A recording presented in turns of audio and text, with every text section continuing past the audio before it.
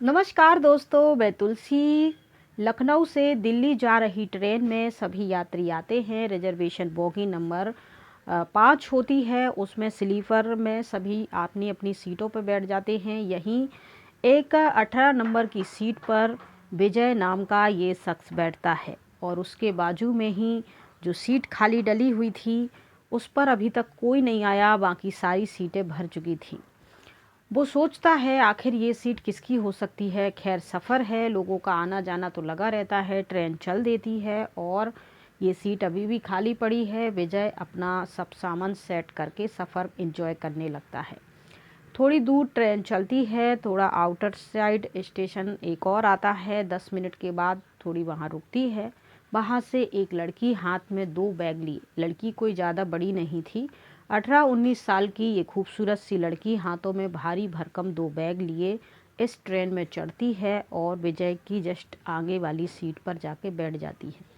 विजय को लगता है कि शायद ये इसी की सीट होगी और वो जाके उधर बैठ जाती है और बैठकर वो अपना सामान सेट करने लगती है। विजय उसको देख रहा था, वो थोड़ी सी डरी हुई थी, घबराई हुई भी थी और इतना सारा सामान था और ये अकेली लड़की मोबाइल निकालती है, मोबाइल में से सिम निकालती है और सिम को फेंक देती है।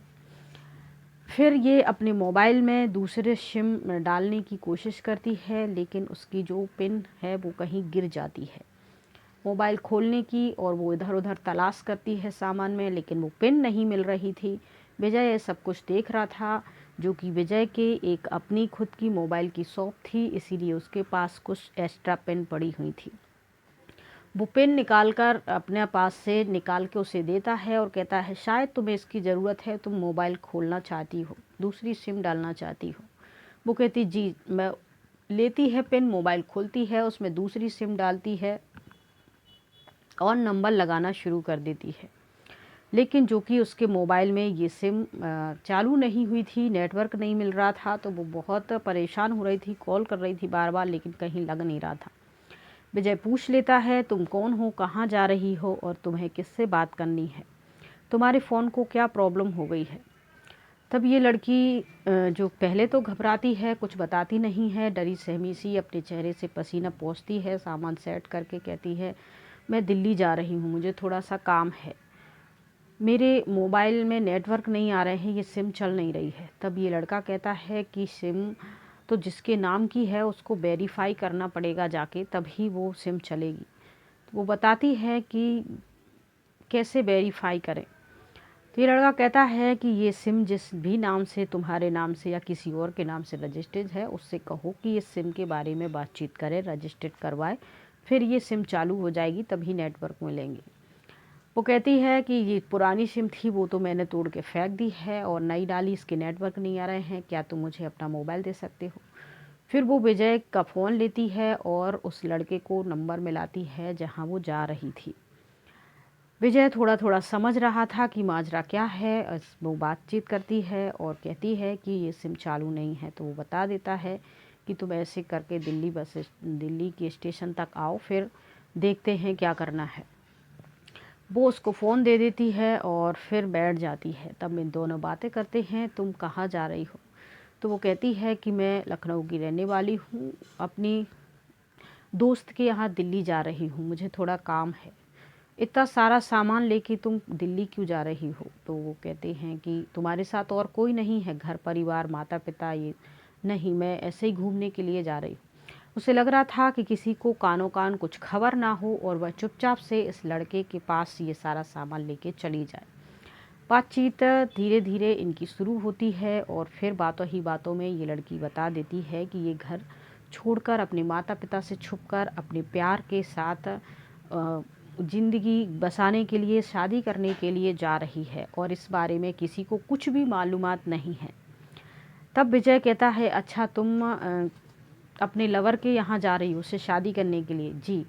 लड़की देखने में छोटी ही, ज़्यादा समझदार या कोई ऐसी एंगेज नहीं थी, 18-19 साल की लड़की थी। वो उससे बातचीत करते हैं, तुम्हारा नाम क्या है। वो बताती है, अपना नाम बताती है, अपने पिताजी के बारे में। वो कहते हैं अच्छा। फिर वो कहते हैं कि तुम शादी करने जा रही हो, तो मेरी भी लव मैरिज हुई है, विजय कहता है। अच्छा, आपकी लव मैरिज हुई है। तो जब जैसे ही वो सुनती है उसकी लव मैरिज हुई है, उसको इंटरेस्ट आने लगता है उसकी लाइफ में, और वो उसको बताता है कि मेरी लव मैरिज हुई है, हमारी एक सुधा नाम की लड़की से मैं प्यार करता था, और फिर हम दोनों के माता पिता की मर्ज़ी से हम लोग शादी कर लेते हैं, और आज मेरी एक बेटी है, एक बेटा है, और हम अपने परिवार के साथ खुश हैं। मैं अच्छा खासा पढ़ा लिखा इंजीनियर था, और मेरे लिए विदेश से ऑफ़र आया था जॉब के लिए। मेरे कॉलेज में अच्छे नंबर आए थे, लेकिन मैं अपनी बच्चों से प्यार करता हूँ, इसीलिए मैं अपनी बेटी को छोड़ के, ख़ासकर मैं अपनी बेटी को बहुत प्यार करता हूँ, और मैं कभी भी अपनी बेटी की किसी भी ज़िद को टालता नहीं हूँ, उसकी सारी ज़रूरतें पूरी करता हूँ। मेरी बेटी का ख्याल कौन रखेगा, और सारी फैमिली को लेके विदेश जाना मुमकिन नहीं था, इतना पैसा नहीं था स्टार्टिंग में, और मैं अपनी बच्ची को छोड़ के नहीं जाना चाहता था, इसलिए मैं गया नहीं। तब वो लड़की पूछती है, क्या तुम्हारे घर वाले खुशी खुशी इस रिश्ते के लिए मान गए थे? तब विजय कहता है, नहीं। सुधा और मैं एक ही कॉलेज में पढ़ते थे, हम दोनों एक दूसरे से प्यार करते थे, हम दोनों एक दूसरे की फैमिली से मिले, बातचीत की। शुरू में तो हमारी फैमिली ने मना कर दिया, लेकिन जब हमने उनसे कहा कि कोई बात नहीं है, हम एक दूसरे का इंतज़ार करेंगे, अपनी फैमिली को मनाएंगे, फिर धीरे धीरे हमारी फैमिली मान जाती है। तुम अपने बारे में बताओ। तभी लड़की कहती है, मैं एक लड़के से सोशल मीडिया के माध्यम से मिली थी, उससे प्यार हो गया है, लेकिन मुझे लगता है कि शायद मेरे परिवार के लोग इस शादी के लिए राज़ी नहीं होंगे, इसीलिए लड़के ने मुझे बुलाया है, तो मैं अपना घर छोड़कर आ गई हूँ।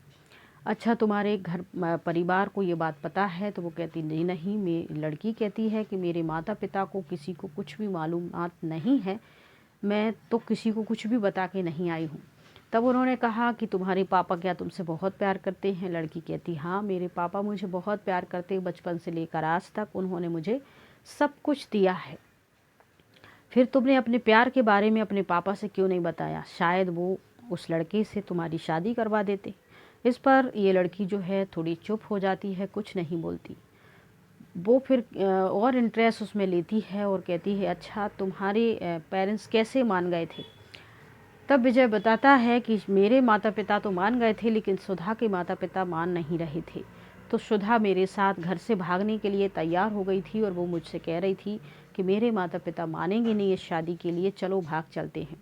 मैंने सुधा को भागने से मना किया। मैंने उसे समझाया कि तुम्हारे माता पिता तुमसे प्यार करते हैं, पढ़ा लिखा कर इतना बड़ा तुम्हें किया, हर ज़रूरत पूरी की। आज अगर तुम माता पिता के खिलाफ़ जाके मेरे साथ भाग के शादी करोगी, तो हम कभी खुश नहीं रह पाएंगे, और कल को कुछ समय बीतने के बाद मैं तुम्हें ताने मारूंगा कि तुम अपने माता पिता की नहीं हुई तो मेरी क्या, और फिर तुम मुझसे ठुकराई जाओगी तो कहाँ जाओगी?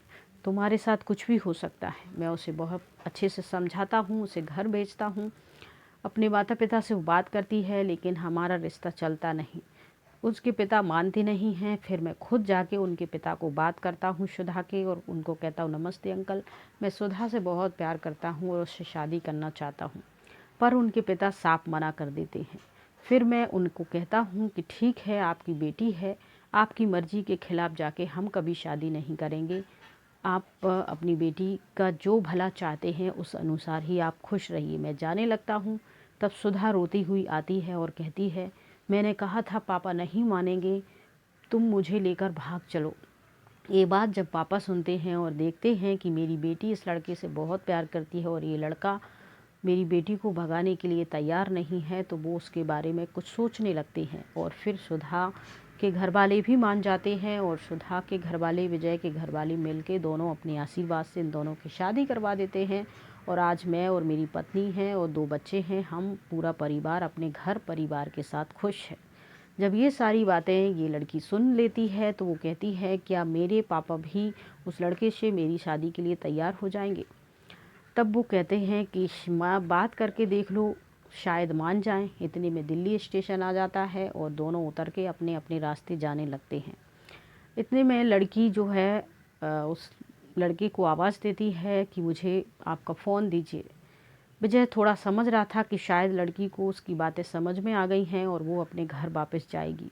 वो झट से अपना फ़ोन निकाल के उस लड़की को देता है, और लड़की बात करती, हेलो पापा, मैं आरती बोल रही हूँ। मैं अपने दोस्तों के साथ यहाँ दिल्ली घूमने के लिए आई थी, 4-5 घंटे हो गए थे, घर वाले भी परेशान हो रहे थे, लड़की को ढूंढ रहे थे, नंबर लगा रहे थे, स्विच ऑफ आ रहा था। लेकिन जैसे ही लड़की की आवाज़ सुनते हैं, बात सुनते हैं, तो थोड़ा सा तसल्ली आती है। लड़की वापस अपने घर चली जाती है, माता पिता उसके गले मिलती है और सारी बात उसे बताती है और विजय के बारे में भी बताती है। लड़की के पिता जब लड़की के घर छोड़ के चले जाने और फिर रास्ते में समझ आने की वजह से वापस उसे उस लड़के से बात करने के लिए कहते हैं जिससे वो प्यार की खातिर भाग रही थी। उस लड़की को वह फ़ोन लगाती है लड़के को और कहती है कि मेरे पापा तुमसे बात करना चाहते हैं। तब उससे वो लड़की के पिता जो हैं, वो लड़की जिससे आरती जिससे प्यार करती थी, वो उससे बात करते, हेलो बेटा, मैं आरती का पिता बोल रहा हूँ और तुम मुझसे आके मिलो। अगर तुम मेरी बेटी से शादी करना चाहते हो तो तुम अपने माता पिता को लेकर हमारे घर आ जाओ, हम बैठ के बातचीत कर लेंगे और तुम्हारी शादी आरती से करवा देंगे। तब वो लड़का कहता है, जी अंकल, ऐसी कोई बात नहीं है, मैं तुम्हारी बेटी से प्यार नहीं करता हूँ, वो तो खामा-खा ज़बरदस्ती मेरे पीछे पड़ी हुई थी, इसीलिए मैंने उससे कह दिया था कि ऐसे ऐसे तुम मेरे घर आ जाओ, और वो आने के लिए तैयार हो गई थी। ये सारी बातें लाउड स्पीकर कर उसके पिता बात कर रहे थे। लड़की भी ये सुन रही थी और लड़की चुपचाप ज़ोर ज़ोर से रोना शुरू कर देती है और अपने पापा से माफ़ी मांगती है। और उसे समझ में आ जाता है कि इस तरीके से किसी पर भी भरोसा करना या फिर सोशल मीडिया के माध्यम से किसी पर भी प्यार करना, फिर उसके लिए अपने माता पिता को छोड़कर चले जाना, बहुत गलत बात है। खैर, बेटी को ये बात समझ में आ जाती है और उस विजय से भी उनके पिता बात करते हैं, उसको धन्यवाद कहते हैं कि तुमने मेरी बेटी को बहुत अच्छे से समझाया है और सुबह का भूला शाम को घर आ गया है, तो उसके लिए भी धन्यवाद कहते हैं और अपनी बेटी को प्यार से समझाते हैं कि बेटा, ऐसे ही किसी पे भरोसा करके कहीं भी नहीं जाते हैं।